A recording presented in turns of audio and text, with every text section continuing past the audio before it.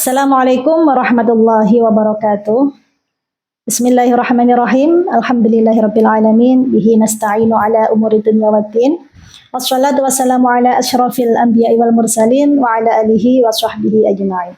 Subhanaka la ilma lana illa ma 'allamtana innaka antal alimul hakim. Rabbi shrah li sadri wa yassir li amri wa hlul 'uqdatam min lisani yafqahu qawli. Amma ba'd. Sahabat halawatul Quran yang dirahmati Allah Subhanahu wa taala. Di channel ini insyaallah saya akan membahas fikih wanita. Kedepannya nanti kita akan belajar tentang wudhu, sholat, dan lain sebagainya. Dan untuk pertemuan kali ini kita akan belajar dari bab thaharah dulu. Oke, kita mulai dengan kita membaca Al-Fatihah dulu ya. Bismillahirrahmanirrahim. Al-Fatihah.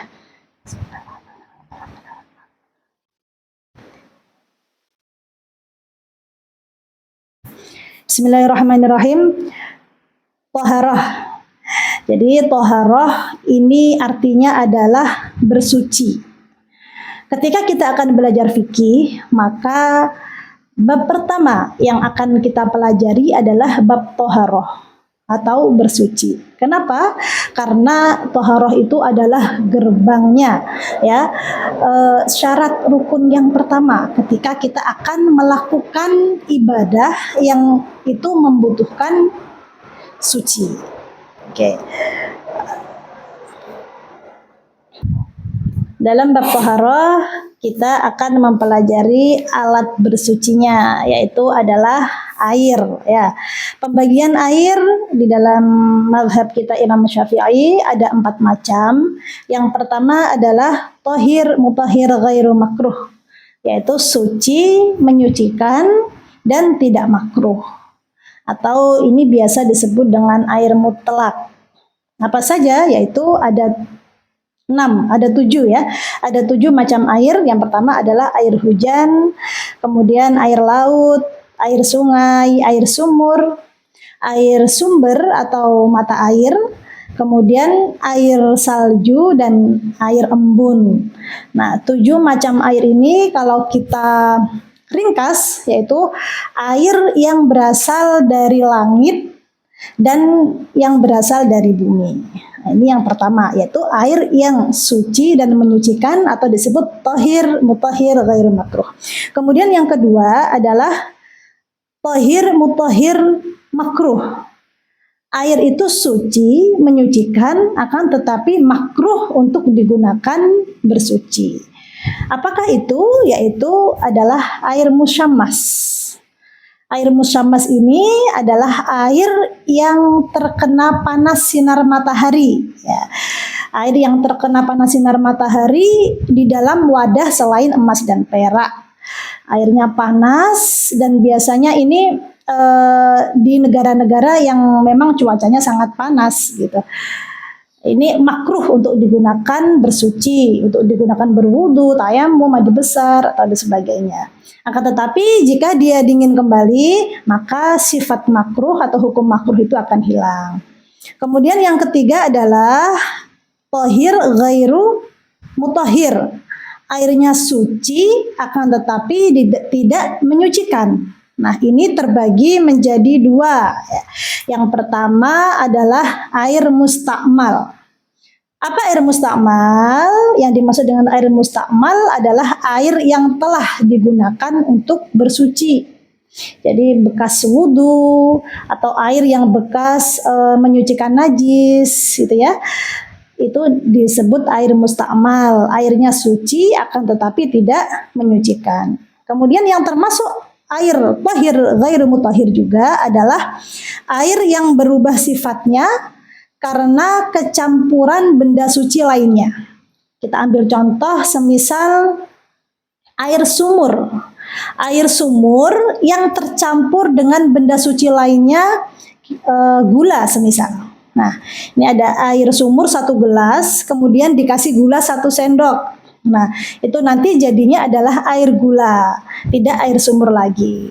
Nah, sifatnya berubah, yang awalnya tawar jadi manis, maka itu suci akan tetapi tidak menyucikan. Air teh, air sirup dan sebagainya. Kemudian yang keempat adalah ma'u najisin atau air yang najis. Air yang najis itu yang bagaimana? Air yang najis itu adalah air yang terkena najis. Nah, yang termasuk dalam air najis ini ada dua juga. Yang pertama adalah air yang sedikit yang terkena najis. Pengertian sedikit ini adalah air yang kurang dari 2 kulah.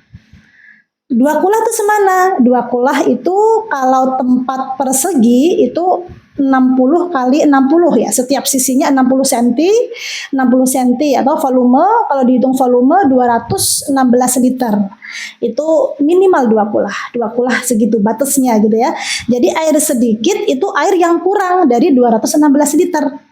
Nah, kita ambil contoh semisal air di gelas ini ya, semisal ini ada airnya. Air segelas ini kan kurang dari 216. Ini namanya air sedikit. Kemudian kecipratan air kencingnya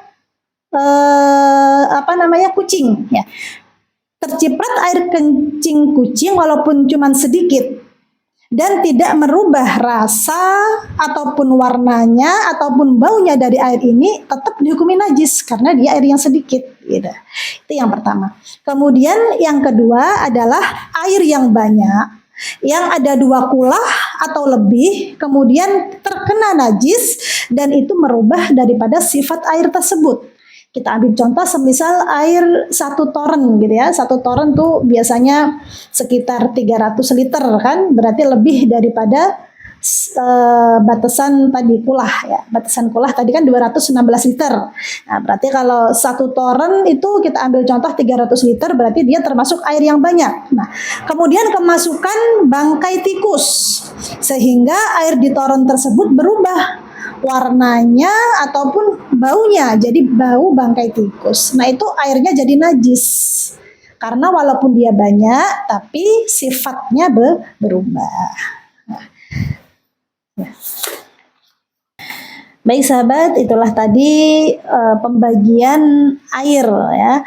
Salah satu media bersuci kita yaitu air. Maka kita harus tahu air yang suci itu bagaimana, air yang najis itu bagaimana, air yang bisa digunakan untuk wudhu itu yang bagaimana. Nah, itu tadi pembagian air. Semoga bisa difahami dan semoga bermanfaat untuk teman-teman semua. Hadanallahu wa iyyakum ajma'in. Wassalamualaikum warahmatullahi wabarakatuh.